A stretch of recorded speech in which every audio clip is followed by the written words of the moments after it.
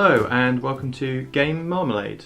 I'm hosting this week. It's been a while. I'm Peter. With me I've got Panda and Henry. Noibs this week, but it's been a while, so let's just get into some news.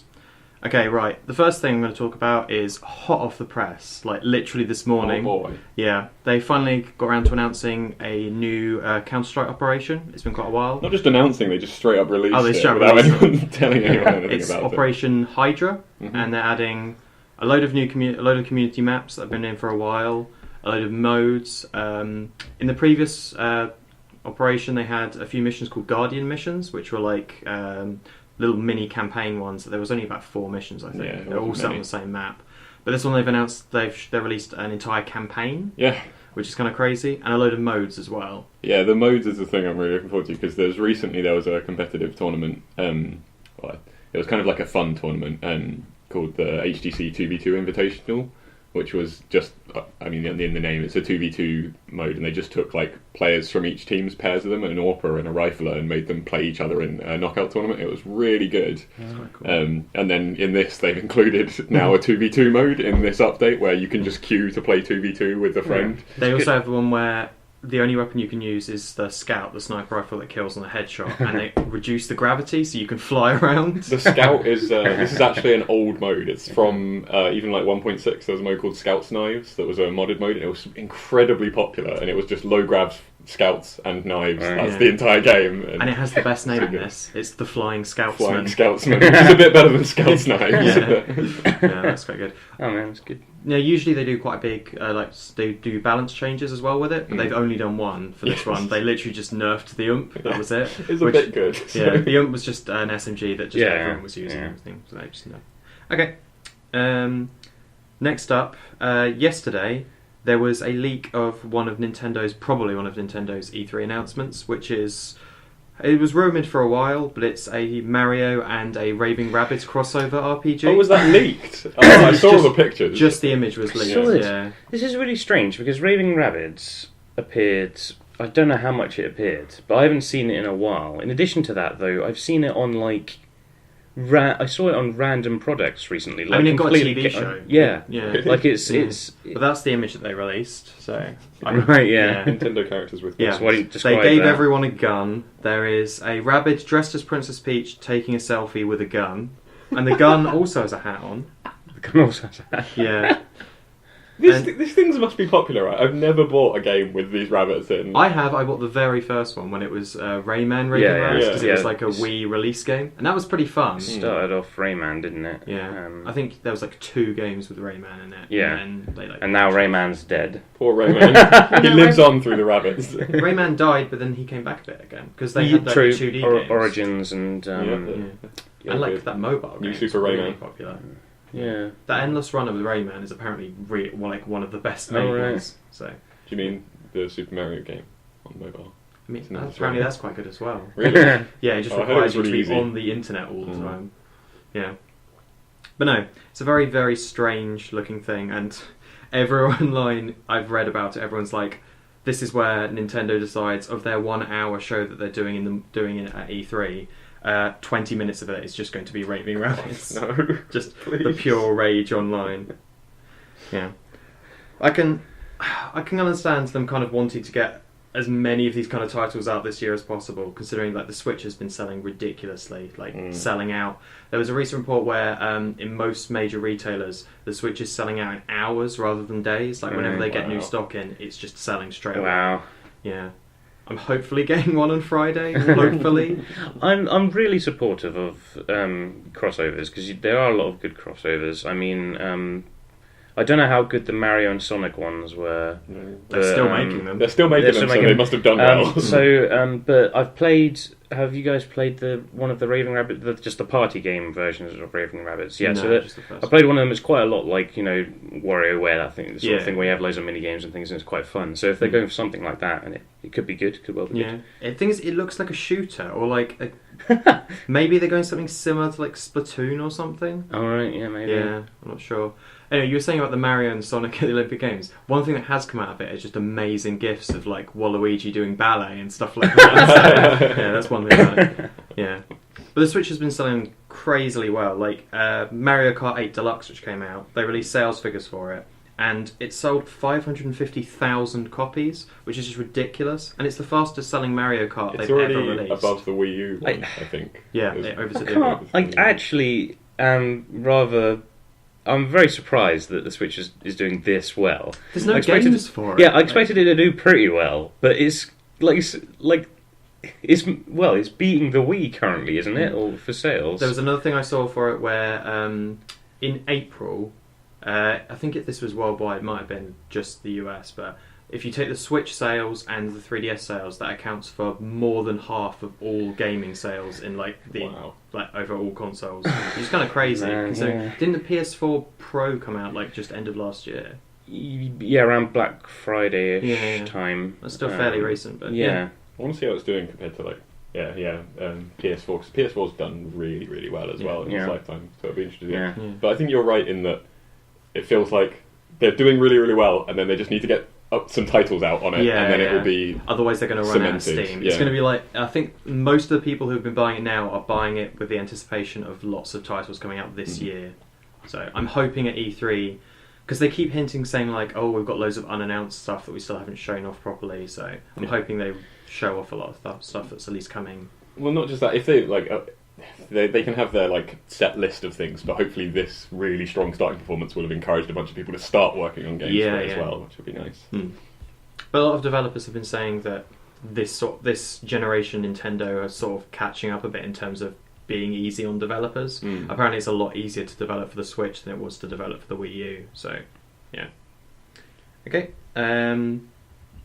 A relatively small piece of news, but it's been properly revealed that the Dragon Age sequel is actively being worked on right now. Yeah. One of the guys they hired as a writer, who's actually an indie developer for a game, I don't know if you've heard of it, called Sunless Sea. Yeah. Yeah, it's like the roguelike one. Yep. Yeah, but he was saying that the project, which has been taking up the vast majority of his time recently, which he hasn't been allowed to talk about, he was recently told that he can announce that it is a Dragon Age title. I think that's really cool, because it gives, a new...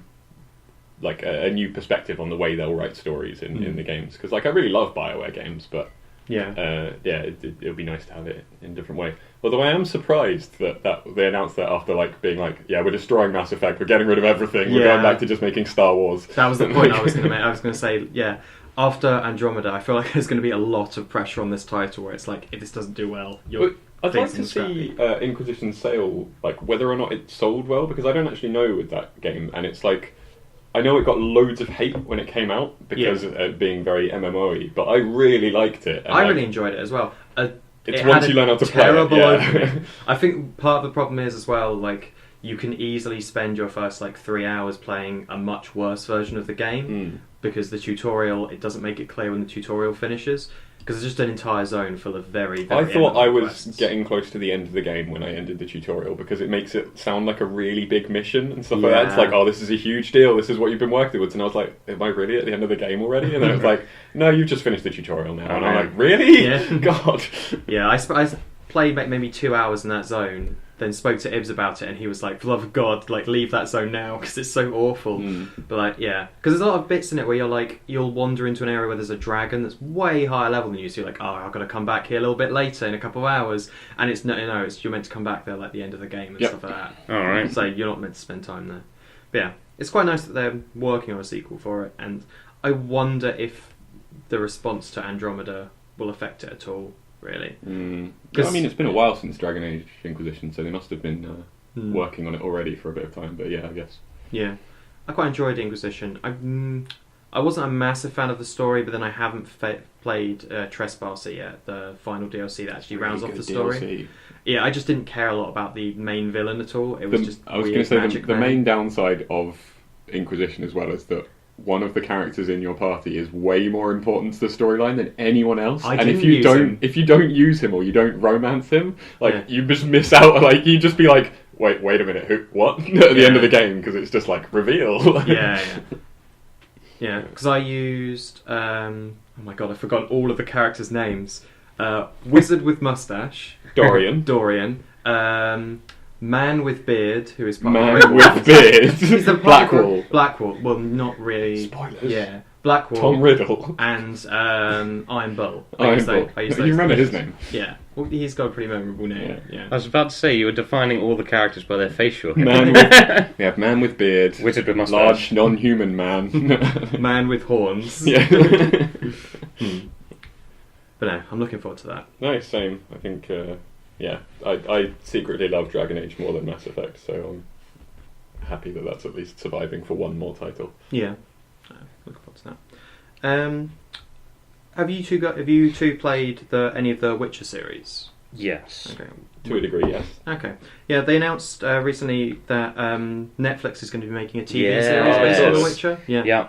And because obviously the Witcher series is based on a book, they brought in the original author as Yeah, I heard one about of this. the main That's really cool. consultants. Didn't he make a comment about how it was going to be a lot truer to the books rather than none of this Nancy Pansy things they put in the games? I've heard that the books are pretty brutal. Like, Yeah. the games like soften it a bit. But yeah. It'll be interesting to see it try and differentiate itself from like people in people's minds from like Game of Thrones or stuff for people who haven't watched it, because I imagine if you haven't played the games or anything, you might just be like, what is this Game of Thrones rip-off kind of thing. Yeah. I think there are a fair number of like fantasy shows sort of aping the Game of Thrones rip-off type thing. So yeah, this is quite a lot. Like, yeah, I'm wondering what sort of focus they would be going for, because it's got Geralt in a bathtub, and that's what you need, really. Because PC gamer 10 out of 10. there is still sort of like political intrigue in it, but there is like a reasonable amount of sort of action, and so yeah, I don't know, and it's a lot more mythical than, or like fantasy than Game of Thrones. There's loads more. I'm trying to think. I don't know if Netflix has done anything like costume dramery yet. Like they've done adaptions of stuff. Obviously, they've done like series of unfortunate events and things like that.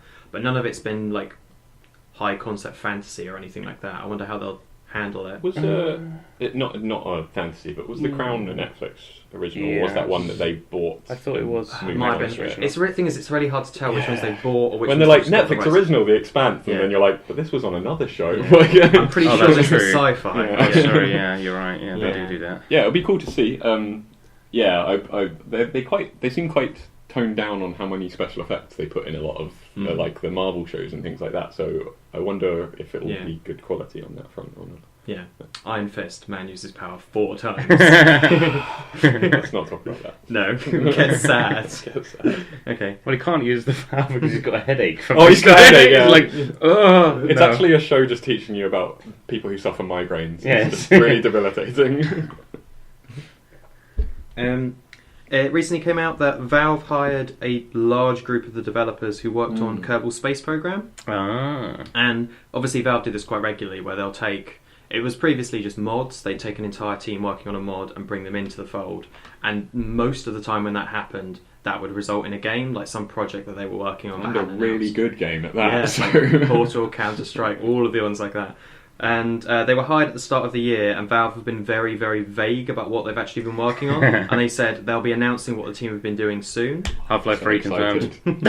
But currently Valve have 3 separate VR games that they're working on. So it could be they're working on one of those, or it could be they're doing another project. So if Valve released 3 full VR games, that would probably be enough incentive to finally make me actually buy a headset. Yeah. I'm curious what they would do in terms of VR. If they're probably going into like being VR developers for a while, just to try and get that technology off the ground. Got enough money, haven't they? So. Yeah. All that money from like Dota skins and hats, trading and stuff cards, like that, trading cards, and yeah. It'd be quite interesting to see what they actually for the Kerbal Space Program developers. Apparently, it's like the core developers on Kerbal Space Program are still there, so that game's going to continue to get updates and things like that. Have either of you played Kerbal Space Program? Yes, yeah. I've never really played it. No, It's really good. I was going to say it'll be interesting. When they hired all of them, then does that mean like the company that made Kerbal Space Program has been a bit gutted in that case, or like maybe they were winding down a bit because it was like I just wonder if Valve's like destroying indie studios by being like we'll just hire your team. I suppose it didn't matter as much when it was just like mod teams and just nerds on the internet. Yeah, I think for Portal at least it was just some like students at college working on a game because it was what's it called, Vernacular Drop was the right it was based on. Yeah. Anyway. Well, no, it was Narbacular. Narbacular. Vernacular is a word, isn't that like your lexicon? Your yes. Okay. You can totally make a game called Vernacular Draft. I was just thinking about it. This is Tetris. Tetris, but with words. Learn to spell. Oh, God, that'd be so difficult. Yeah. Okay. One of the developers he was the director actually for Final Fantasy XII. Recently made a claim in an interview that after Final Fantasy VII gets made, Square Enix is likely to be moving on to remaking rather than remastering like they've done with a lot of other of their games, remaking other pre-PS2 Final Fantasies. So if 7 does well, they're considering like remaking 6, 8 or 9, just because they're like the big ones for that generation of it. But yeah, it would be quite interesting because if they are going to get into this like really big schedule of remaking all these games, I think other than like 7, what are the other big ones? Is 9 the one with the guy with the monkey tail? Because that was really good.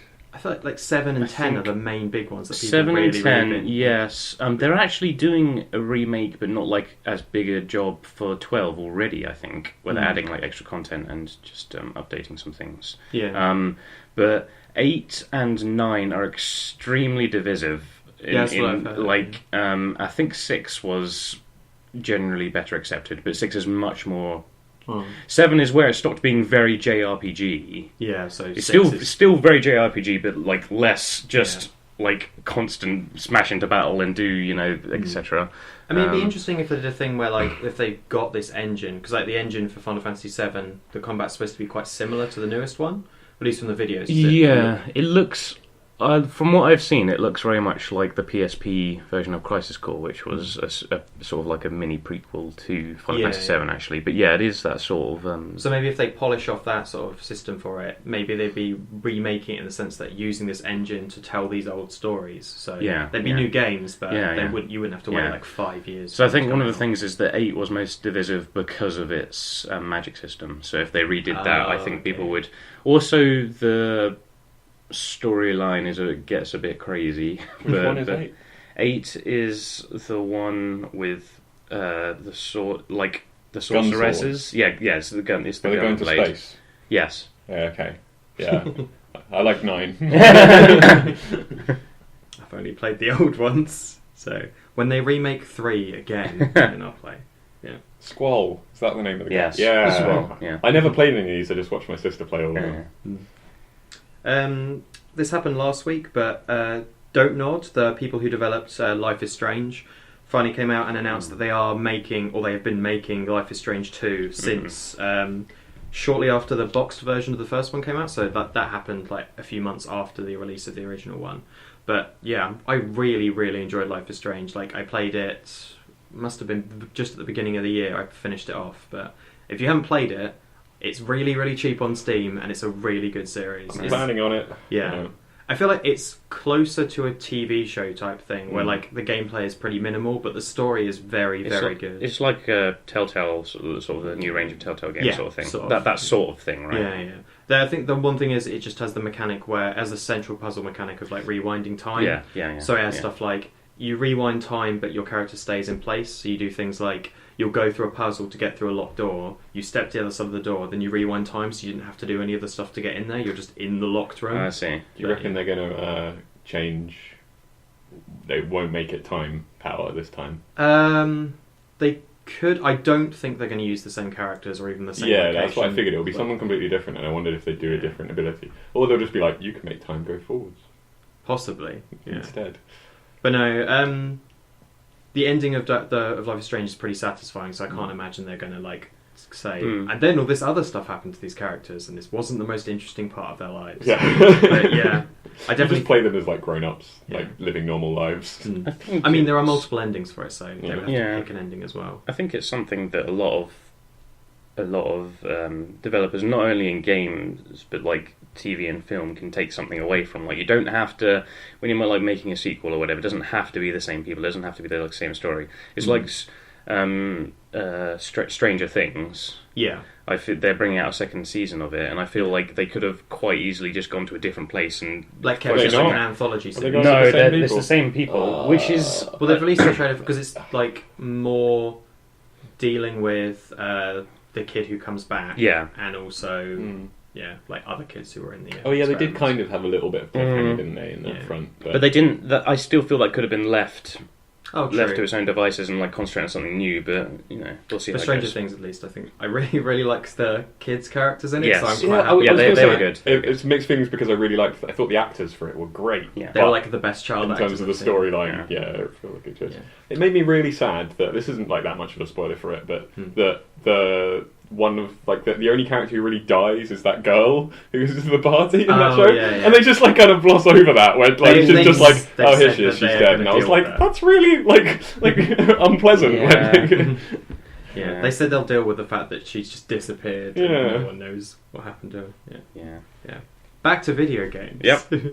Okay, well this is a slightly lighter note anyway. Well, lighter in the sense that it's not directly related to business of video games and stuff, but a man's Elder Scrolls Anthology, like the massive CD case thing, it's like a huge, really thick book that includes artwork and stuff like that, and there's CDs for each of the games we're going back. One of those protected a man from a bullet. Like, what? He was sat. The story goes, he posted on Reddit for it and like posted like pictures of the actual destroyed book and like the bullet hole in his wall and stuff.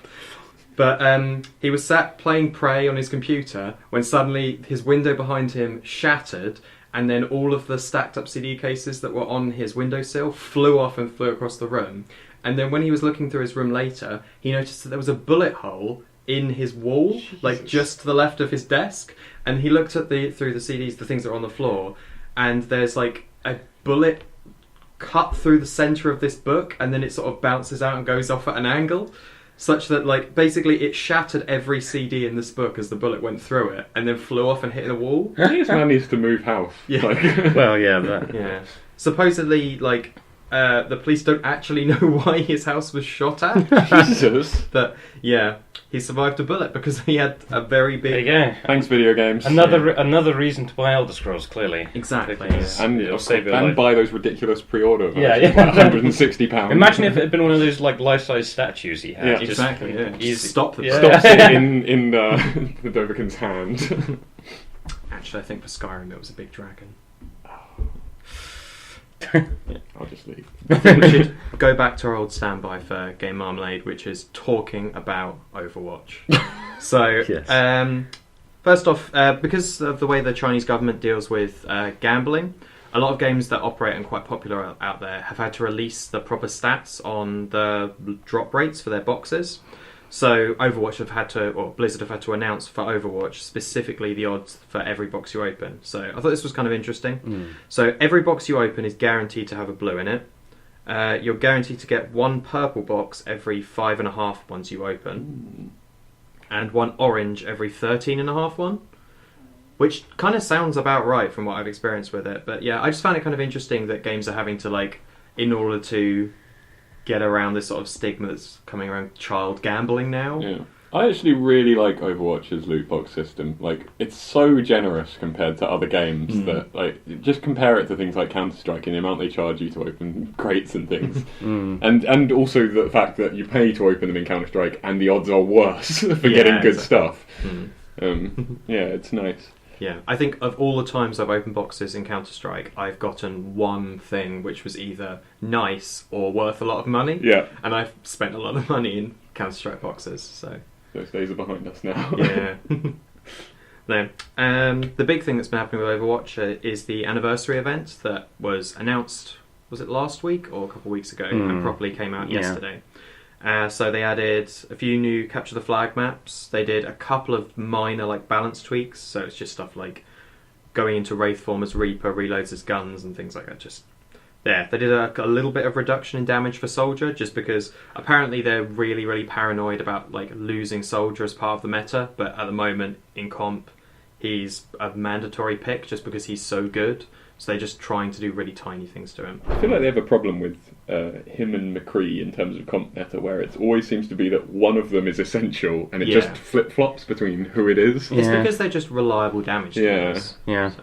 But it seems like they fill the same role. And they're the mid-range. mid-range DPS. Yeah. So it's Yeah. They also released a load of skins for a load of characters that look really good, and it's over 100 items on it, which, yeah, it's quite good. Yeah, I don't know if you played much of the previous event they did, like the one where they had sort of all the blue uniforms. I played through the like little co-op mission once or twice. Yeah, I think I played through it twice. It was quite fun. Yeah, I really wish they let you like. Because the way it worked in TF2 when you had all these events and stuff, because obviously you had community servers that could run these events after it was finished, so you could play the Halloween stuff afterwards. So like the Headless Horseman ones they did, but you can't play the events again now in Overwatch. It's really annoying. Well, it's annoying. They did that in Counter-Strike as well, like with the Operation where it was like there's all these fun like cooperative wave defense things, and then it's like no, you can only play them. You can only play them when we say yeah. It's a shame because I really liked the Halloween one. That one was really replayable because it was so quick. They may well. I suspect they may well bring stuff back, but especially because people are sort of saying these things and they do actually listen to what people say. Yeah. But currently, so the other thing is that yes, it's 3 new maps and they're arena maps, so they're also used for like 3v3. Okay. That's and 1v1, I believe. Yeah. Because at the moment it's just the ice station one. Yeah. So now they've got 3 places from. It's 3 new maps, but for maps that already exist. Because the Echo Point Antarctica is themed like one of the maps that already exists, and so they've just done that with. Okay, that's great. Oh no, wait, is it Echo Point?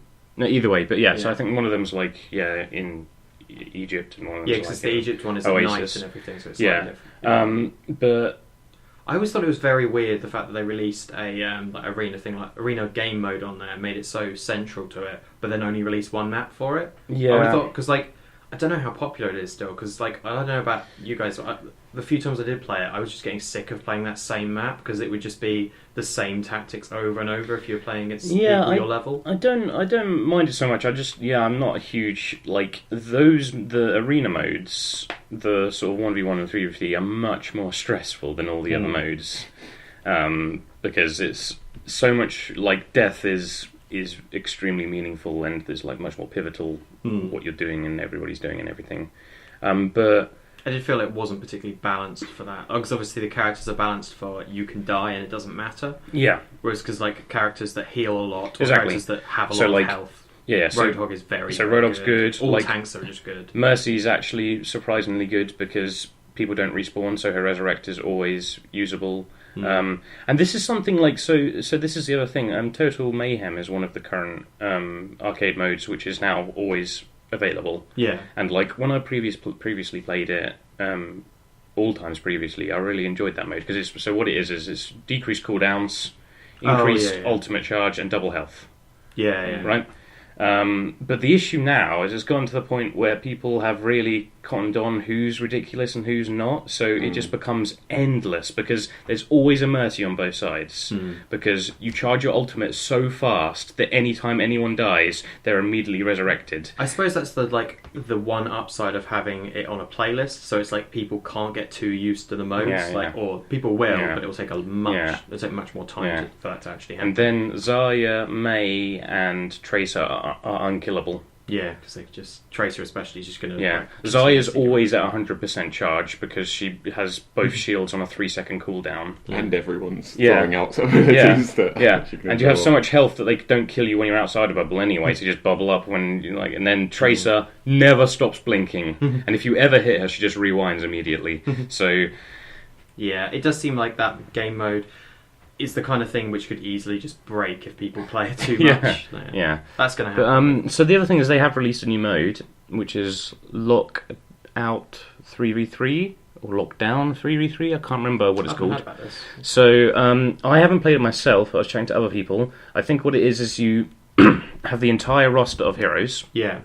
But every time you die as a hero, you cannot play that hero any longer. Okay. So it's just your team is locked to this roster of it, so you have set lives. Okay, that's great. And so I think you carry on playing until you run out of heroes. Yeah. I believe that's the mode. Which sounds pretty fun, actually. I think that's an interesting way to do it. Make you play other characters you're not really used to. I'm going to continue to just bring up Counter-Strike in the fact that one of the new modes is exactly that, but with guns. All right. Like CSGO, where you can only buy each weapon once, and if you lose it for the rest of the game.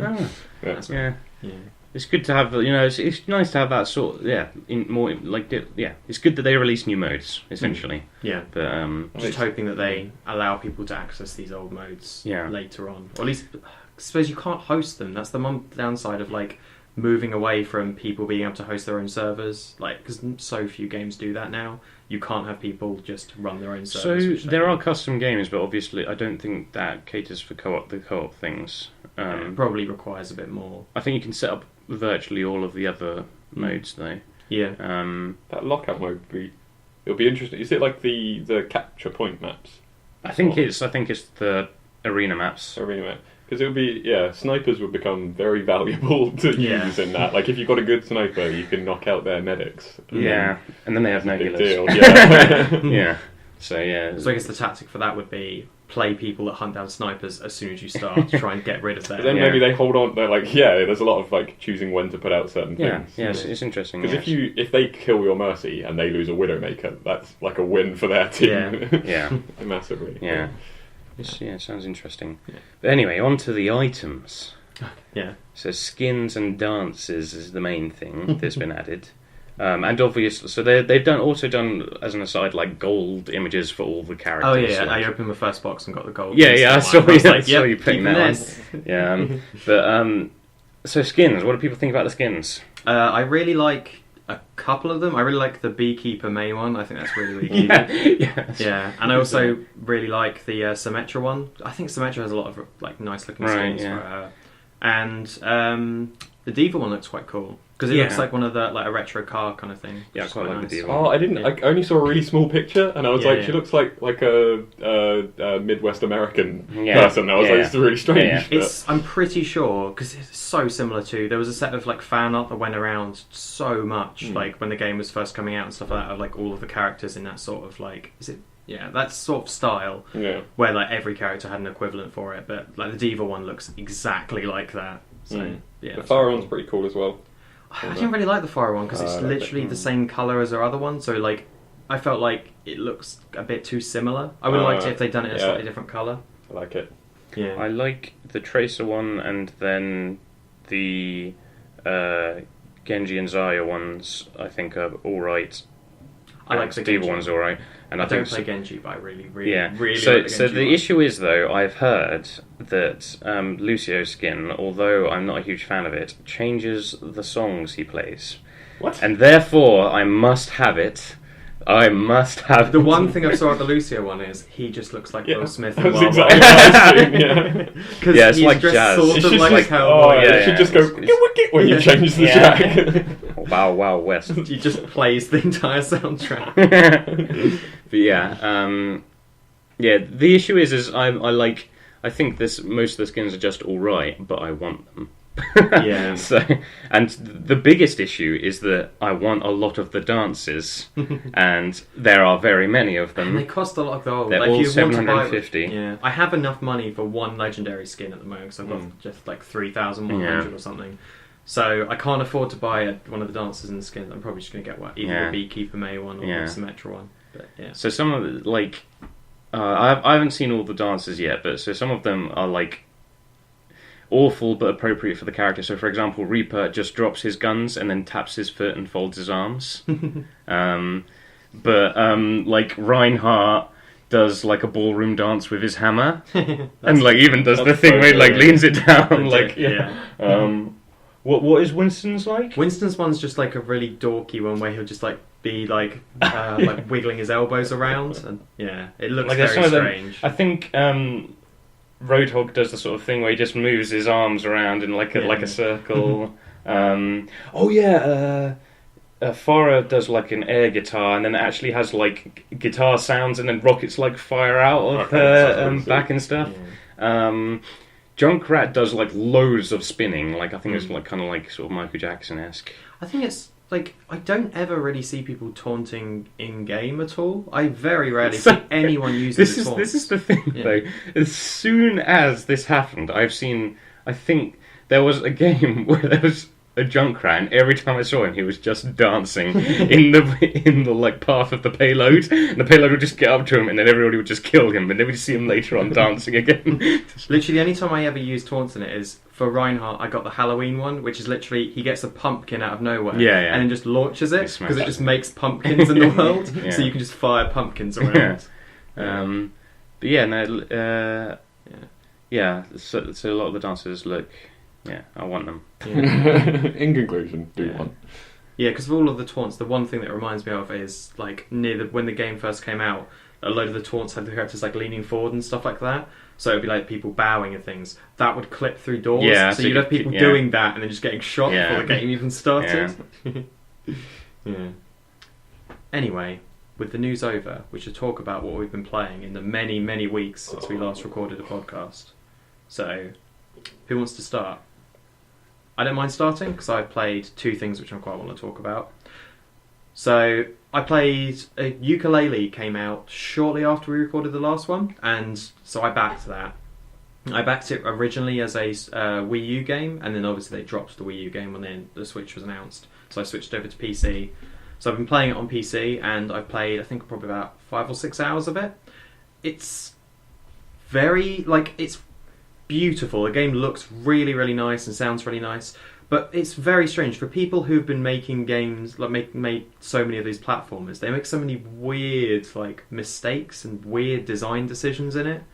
So, in the game, there are random difficulty spikes where it just gets crazy hard because it's just a 3D platformer. So at no point is it particularly difficult. Yeah. But then there'll be bits where it's like there's one boss, and the very first mini boss you come across is the toughest thing I've tried, just because of basically it's a ramp that you have to go up and avoid obstacles. And if you get hit by one of the obstacles, you slide down the ramp. But if you get hit by something near the top, there's a chance that you'll hit other obstacles as you go down because you have no control as you're sliding down. So you can just instantly die if you get hit once. And it's just things like that where you think, did you not think of this? There are weird bits of camera where the camera will get clipped and stuff. I've But heard cameras. for a game that's so polished, it really stands out when things mess up. But yeah, the soundtrack is very, very good. I really, really like the way that it's actually laid out. The levels are really well designed for it, and it's got a really cool mechanic where as you unlock items, so in Mario you would be okay, you've got 15 stars, you can unlock the next world. In this one you can either unlock the next world or you can build a previous one. So it'll start with a base island, and then if you build it, then it'll add extra attachments to it. So you'll get a temple will appear on this bit, or the mountain will grow taller, or a volcano will go off, or things like that. But it's just things that will change the level. And So you can visit it in the different build states. It's kind of almost like unlocking new areas, but where you're literally attaching them onto it. Yeah, you attach to it. That's So awesome. the first one you do, it adds an extra mountain to it, and it also another island, a bridge will grow to it, and the other island will have a challenge mode with they've got Shovel Knight as a character in the game, from the other indie game. Yeah. He's just in the game and constantly making reference to the fact that he's lost and he's accidentally in this game. But yeah, you've got to go and do mini things for that. I kind of like that because it's a solution to some games like that have the problem with you don't know that you haven't got an ability to get to an area yet or things like that, whereas if the area is literally not there, and then when you add it you'll go, okay, I know I can go to this bit now. You say that. Oh. That is one of the things I was going to say. The issue with it is there are a couple of areas where it's you have to, for example, when I said it adds a mountain to it, there is a mountain that exists there already, which is kind of a hassle to get to the top. So you have to do a jumping puzzle to get around it. And it took me a couple of tries, got to the top, and then realised, oh, there's nothing up here because the mountain is supposed to continue on and be bigger. Right. So I spent time going up there, and there's literally nothing Right, there. It was okay. you could have just blocked this off. Yeah. But yeah, it's just for a game that has so many developers who worked on games like this, it's just frustrating when something does go wrong because it stands out so much. But yeah, as a whole, I'm kind of waiting for a couple of patches because they have announced the fact they're going to tweak the camera stuff a bit because it does get stuck on it, and it really does lock to you. So when you turn, the camera will swing round loads. So it makes some platforming bits a bit tougher than they need to be. Right. Yeah. Other than that, I've also been playing Dark Souls 3, and I hated Dark Souls 1. I thought it was awful. I just really didn't enjoy the fact that one of the main design philosophies where it's they're not going to hold your hand at all, not going to explain anything, and I thought it was just miserable because I was just losing a lot and wasn't knowing why. But Dark Souls 3, I've been playing it mostly multiplayer, or at least having people saying So you've had someone to hold your So hand. that'd be quite basically, difficult. yeah. I'm playing it multiplayer, and the game, even the invasion stuff, I've been quite enjoying because obviously the way that I've been playing it is there's an item in the game which allows you to get more people to come into your game than usual, but it increases the rate in which people can invade you and attack you. So I've been invaded a hell of a lot. But even the invasion stuff, it's quite interesting having a team of you against a team of other people coming in to invade you. But I've been enjoying it a hell of a lot more. And being told, like, oh, this stat does this, rather than just looking at the wall of stats and going like, well, I'm using this weapon, and I'm assuming it's a strength one, so I guess I'll put points in strength. Yeah, having people actually tell you, yeah, you need to level up this if you want to go for these weapons. That is one of my least favourite things, is like that you'll go in the stats and it'll be like, here's a stat, ADP, and I'm like, I don't know what that means. Yeah. Like oh no, don't worry. It scales with C. Oh! It's got a C It's got a scaling, C scaling. but you can change it to an A or a B, and like what? None of this is explained. And also, I played through, even with people guiding me. I played through, I think it was probably about 6 hours before I realised that you can get more of the healing items, the Estus Flask. Because I collected loads of the items that do it, and I was like, oh, they'll probably be a bit later in the game where they do it, where you can actually use these. No, it's the blacksmith at the beginning of the game. Yeah. Didn't know that. Yeah. Also, you can improve them as well by burning a bone shard you get in a specific flame. That is from the previous games. Like, it's not well explained in the other ones, but Yeah, like, you do that in the others. Yeah, didn't know that. Yeah, I'm making progress through it. I'm really looking forward to playing 3, because I'm playing through 2 with a friend at the moment, and all that's happening is that we'll get up to a section, and then I'll be like, oh yeah, what's this bit like? And he'll be like, I fucking hate this part of the game. And then I'm like, I'm sure the next bit will be good. No. And then it's just a repeat of that over and over again. Yeah, Dark Souls 2. 3 I've really enjoyed. Like, if you're playing multiplayer, a lot of the like normal enemies are fairly trivial, but the bosses I really, really like. To be honest, the main thing that sold me on it is like being reassured that the combat, at least in bosses, is very similar to Monster Hunter, and it does feel very similar to Monster Hunter. Do they have bosses that are good for fighting in co-op? Because like in Dark Souls 1, there were almost no bosses that could handle there being 2 of you until the DLC. Like, Some of the smaller ones are pretty easy because it's literally just like it can't defend all its sides at once. Yeah. But there have been a couple of them, like I can't remember what it's called, some big tree. Some big tree was quite fun to fight multiplayer, and it was like somewhat challenging. I think the ones that have multiple stages work quite well because if you have a lot of people, then you can lay down a lot of damage quite quickly. Whereas if you've got one stage, then they just take so much damage they never get to do any of their interesting moves. But I think every boss has multiple stages in that game. Not as in like not all of them have a cinematic for it, but as in like all of them like partway through their health bar will get some sort of buff and like do different things. Yeah, I think the issue with it is though, if you've got enemies that like physically don't barricade you from like killing them, then I think it's the sage, crystal sage or something like that, which is some person splits into multiple ones. It's entirely possible to kill that before she gets I think she's an optional boss, so I have no idea what's optional and what is. I can't remember whether she's optional or not. But like either way, she's not one of the big ones. Pretty sure all the big ones have that. Like, have you done Watchers of the Abyss yet? No, I think I'm almost there. I opened a big door. You had to turn off some fires, and there was a big door that opened in the swamp, and I think that's where they are. Video games. I think the thing is that it is the same. I think all Dark Souls games, the bosses are made far easier by having multiplayer. Oh, absolutely. I think I'm like that is not something that's going to disappear because they all of them are like either one guy, which as you say can't defend all sides, or multiple people, which are then going to have to split their attention. Yeah. Whereas as one person, when they're all attacking you, is horrible. It's true, but like there's ones where at least that one guy, like Artorias in the DLC for the first game, will swap who he's attacking on a whim. Well, the only reason he is still difficult is because he's so fast. But as in like. He's still a lot easier than solo because he doesn't stop attacking you when you're playing solo against him. Like, thing is, I don't mind too much if it means the bosses become a bit easier because it's like, I'm not playing these games for like intense challenge or something. I'm literally just playing it because it's fun to play a game like Monster Hunter. I'm not saying that. I was just saying in response to Henry's question whether I personally think Dark Souls is better multiplayer. Yeah, like. It is more enjoyable. I wish you could play it multiplayer for the entire. Yeah, I'd really like because it's really weird to do that. In and out, going like in and out, or in like certain areas. This area you can only have one person. Yeah. This area you can have no friends. Yeah, it's just very strange and arbitrary. I get that for like Dark Souls, but when they're like, what can the team do afterwards? They could just make like a game that is meant to be fully cooperative as a thing like that, because I'd love that. Co-op games are fun. Mhm. Like, Should do more card games would be nice.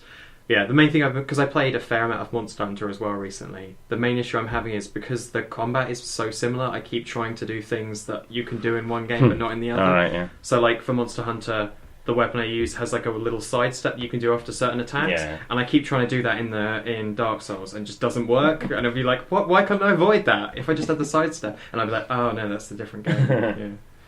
Okay, what have you guys been playing? So, I've been playing a lot of Dota and Overwatch. I'm back on the Dota.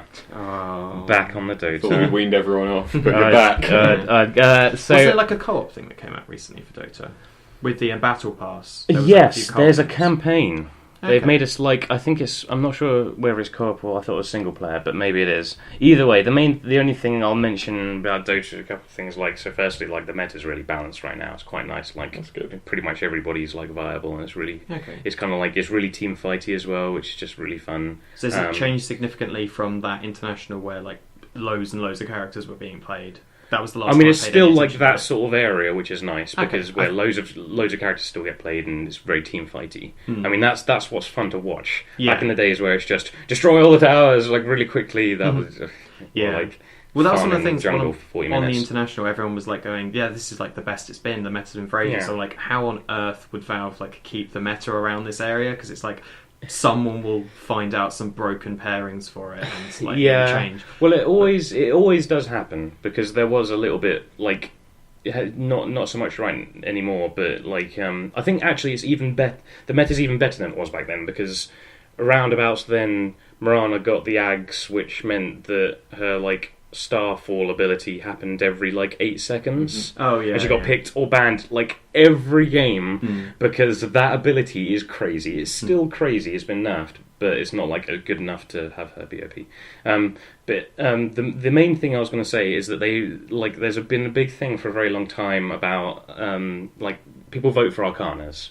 Like, yes, at times, right? And So what happened was a little while ago, Wisp got to the final stages of getting the vote for the Arcana, and the other one was Juggernaut. And it was very, very close, but Juggernaut won. And as you can imagine, like people, like obviously all the meme people want Wisp to get it. Wisp was like a huge community effort to get Wisp there. Wisp is just a ball of light. Yeah, so that was the only reason they did it, people are like, lol, let's get an Arcana for a ball of light. Yeah. And so when Io didn't get it, people were enraged, like hugely enraged. And then when sort of this, the internet stuff started coming out, the company came out and all that, for the international, people started getting excited because one of the few people who wasn't on the Arcana voting list was Io, and everybody was like, oh, and they're revealing something later on in the thing, and then they revealed it, Io Arcana, yay, and it's the Portal Cube. Yeah, it's the companion cube, and I believe it cool. even like can play like tunes from like Portal, like some of the songs and stuff when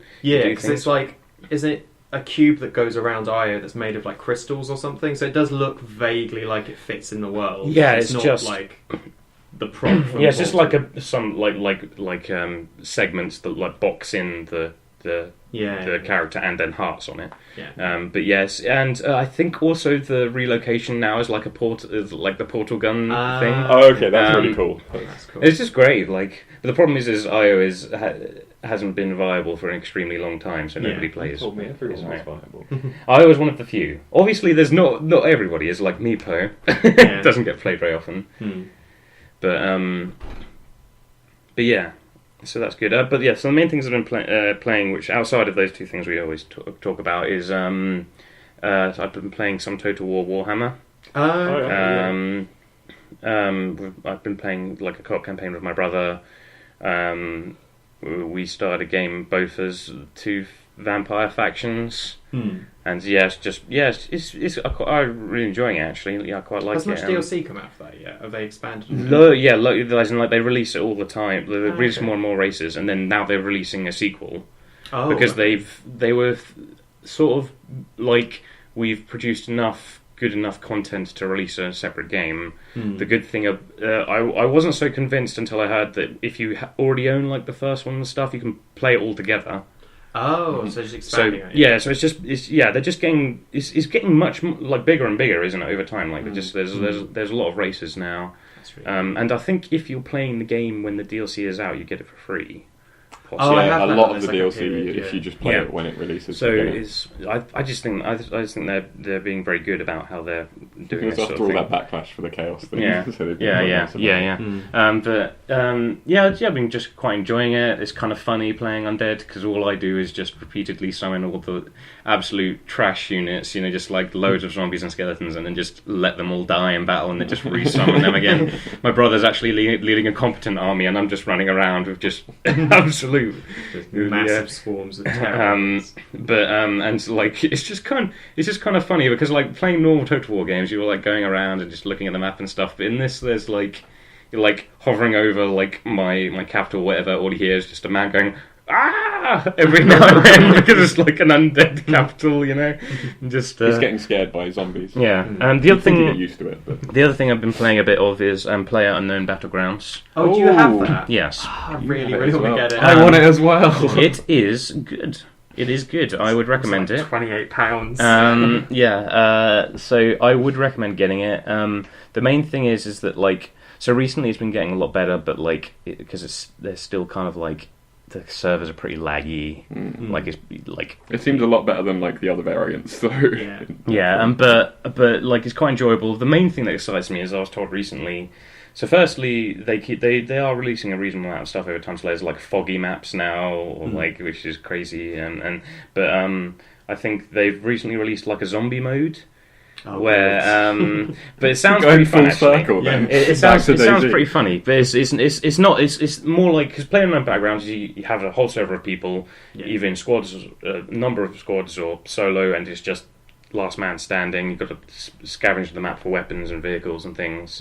Like random airstrikes happen, And like there's a ring that gets slowly smaller. yeah, there's a ring that gets smaller. If you're outside the ring, you take damage. But in this zombie mode, one squad of 4 people is human and everybody else is zombies. Oh, okay, that's really cool. I thought you were going to say it's literally the same, but they just dump zombies on them. So what I mean is, like, it's the Yeah. same sort of thing where there's like, squad of people and there's scavenging, and there's a whole server of people and there's lots. But the zombies can only punch. I think they move faster. Maybe they're a bit tougher. Yeah. But but it just sounds crazy that you just 4 people, all these zombies just trying to find Isn't you. it like 100 people per game or something Yeah, ridiculous? but so the thing is the map is massive, right? Yeah. So I suspect the plan in it is that the zombies are going to have a hard time. So not all the zombies are going to be communicating, and they're going to have a hard time finding the group. I feel like So they you're have to tell the zombies where the people are, otherwise it would be so boring being a zombie. Maybe. Yeah. Well, I would. Hopefully, the area decreases still. Yeah. So you as it gets smaller and smaller, you can sort of like pinpoint where they are. But if zombies can't like pick up any gear, there's no like they'll just be wandering around houses. Yeah. Like can't wait until the people show up. well, I'm just concerned about because if they all knew where that would be like 90 people versus 4.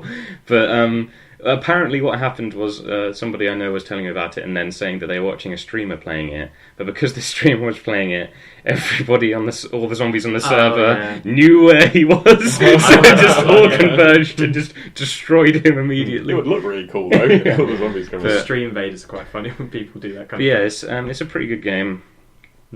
Yeah. I really want to play it. I don't want to splash out all the money like you, Pete, but I'm also concerned that it's going to be one of those games where interest in it will die down and I'll miss the chance to play something like that. Exactly, yeah. Yeah.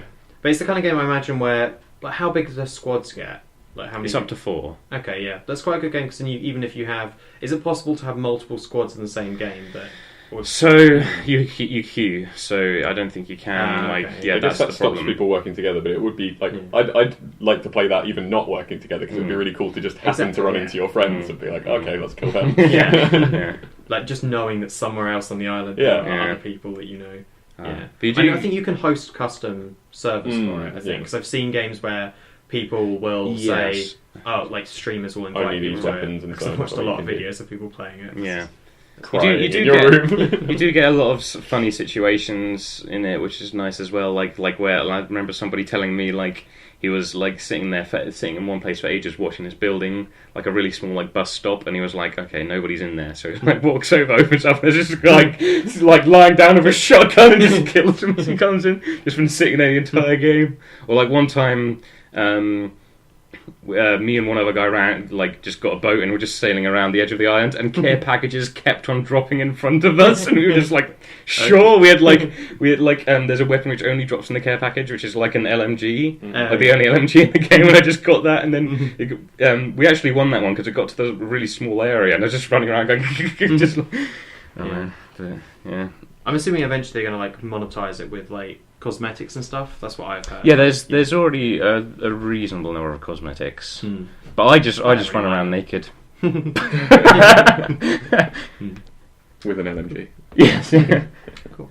Henry. So I've played a lot of Zelda, over 70 hours of Zelda. Nice. But there's already been like a lot of stuff said about that game because it really is amazing. It's honestly, it'll be like, I really doubt anything else will be beating that in terms of game of the year for me. But you're going to be playing it soon, so the main thing I would say I'm really is hoping it's going to arrive. Well, I've got the game. There's an option in one of the menus. The game doesn't tell you about this, where you can change the HUD. Can't remember what it's called. It's probably called something like Pro or whatever. But it basically just removes a load of the HUD elements. Once you've learned the basics of it, I really recommend doing that because like what sort of stuff do they remove? It gets rid of a minimap. It gets rid of there's a temperature gauge and a sound meter that shows you how loud you're being, things like that. But you don't need any of it because the game tells you all of that. Like shivers and stuff. Yeah, like he'll that. shiver when he's cold. He'll sweat when he's hot, and things like that. So, and it's really obvious. And not even that, the music tells you. Like whenever you enter an area that's cold enough to freeze you, it'll play a certain tune. And it just makes the game really, really beautiful. And not having a mini-map means I just end up exploring everything. But yeah, it's. And I guess on a smaller screen, game. if you don't have a HUD there, that's more to see on it. Yeah, I don't think it gets in the way. The HUD's very, very it keeps it small and out of the way, which is nice. But yeah, it's such a good game. It does so many things that other open world games just don't do. Relies on you actually to look for stuff. Like when you climb a tower, you actually just use that to look around and go, I want to know what that is, and then you put a marker on it, and rather than the game being like, you've looked at this area, here's all these things you can do, here's the million collectibles that you can find. And so basically the Far Cry thing where you get the tower and it zooms in on all of the things in the area. Well, not even that, and then it puts them all over your minimap, whereas Zelda puts nothing on your minimap. The only stuff that will be on your minimap is stuff you have already found and done.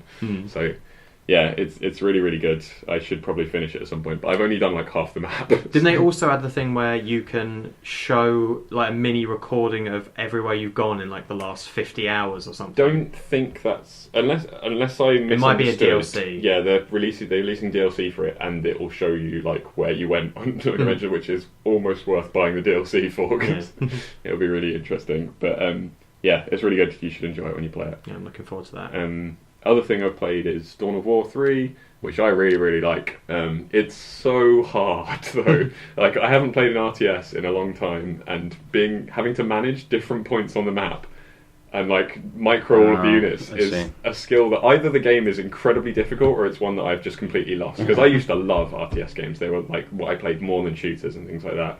And yeah, I find it so difficult now playing multiplayer. It's you will win the game if you're able to manage your own army in one location, send heroes to your friend's area to help them out, and fight on both of them at the same fronts. And a lot of the multiplayer is decided by the hero characters have big abilities, and they will wipe squads, but they're all you can dodge them if you're paying attention. So the orc has a weird boy, he's a mage, and he hurls a big rock of scrap, and it will just obliterate anything it lands on, but it's quite slow moving. So if you see it coming, you can easily move out of the way, and then it's got a huge cooldown. But if you don't see it coming, you will lose that fight because he'll just kill everything.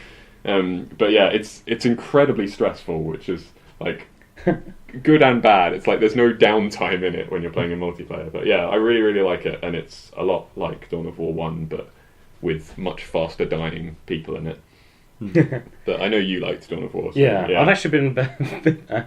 another thing I've been playing a reasonable amount of is Dawn of War 1. Oh, Like, okay. I saw that and I started playing some of that again. Yeah, I'd get it when if you can get it in a deal. The campaign is a lot like Dawn of War 1's campaign. Like, it's enjoyable. Like, I'm enjoying it, but it's not anything special, and it's kind of like go around, do stupid stuff. Right, yeah. But, yeah, it's a good game. I don't think there's too much to say on it. If you like RTS games, get it. One thing that we both played today was the Mario Kart that was on Switch. Oh, I just wanted to briefly talk yeah. about that because we played that 4-player, and if you're playing multiplayer, then you can use the Joy-Cons, the two things that come with part of the controller. Yeah. And I was really, really surprised at how good that was. Like, I thought it was going to be so awkward because they're very small. They're like tiny in your palm, so you're playing like with your fit hands right next to each other, touching. But like, it works surprisingly well. Like, we played a fair amount of it. Like, we played the battle mode, we played a lot of the races for it. It was actually really, really fun. Yeah, I forgot. I have been playing a lot of that with my girlfriend, and I've just been using the little Joy-Con controllers, and I've had no problems like in terms of being uncomfortable using them, which is really literally nice. The only issue that we had with it was, by default, when you use the controllers, it turns on motion controls. Yeah. And it turns out that whenever I play video games, I tilt my controller to the left. Yeah. So we were playing a load of races, and I couldn't work out why constantly I was drifting to the left, and it took about 2 races before we realised it's just because I had motion controls. It defaults motion controls on, it defaults auto accelerate on, and it defaults you can't drive off the track. Yeah, like auto steering. These you think like, oh, that makes the game really easy, but it actually gets in the way. Like, if you're good at the game, it will go like, oh, you're power sliding slightly too close to the edge. Let me just slow you down there and put you back, and you're like, oh my gosh. Yeah. But like, we had one where it was like, on one of the tracks, right at the end, there's a corner that you can very clearly, if you've got a mushroom, boost across. And we realised it was the auto steering was turned on, because you go to boost it, and literally the car gets to the edge and goes, nope, and then just drives back. I did the exact same again. thing. There's like a shortcut on like the one in the clouds where there's like some leaves you can drive over right at the end, and I'd just be like, right, power slide into this, and then I'd be like, why am I slowing down? Oh god, what is happening? But yeah, it's really good. It's probably one of the best Mario Karts. I'd rate it up there with like Double Dash, which I really loved. And I wasn't a huge fan of Double Dash, but I really, really like this game.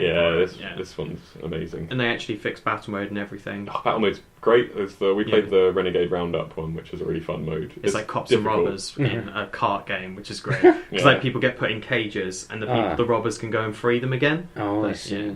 All the cops have piranha plants that eat the people. Yeah. Cool. And the piranha plants have little like sirens on top of them. One thing I was going to say, I was really impressed by how easily you could pair controllers to it, compared to like the Wii and the other things where you have to like go into the menu and then press the buttons on the certain things, like and also do the sync stuff or whatever, and wait, and sometimes it wouldn't connect. In this one, you literally just slot them into the controller and take them out again. Right. Into the Switch. So you just dock them and take them out, and it will pair them as well as the ones that are already on there, which was such a nice way of doing it.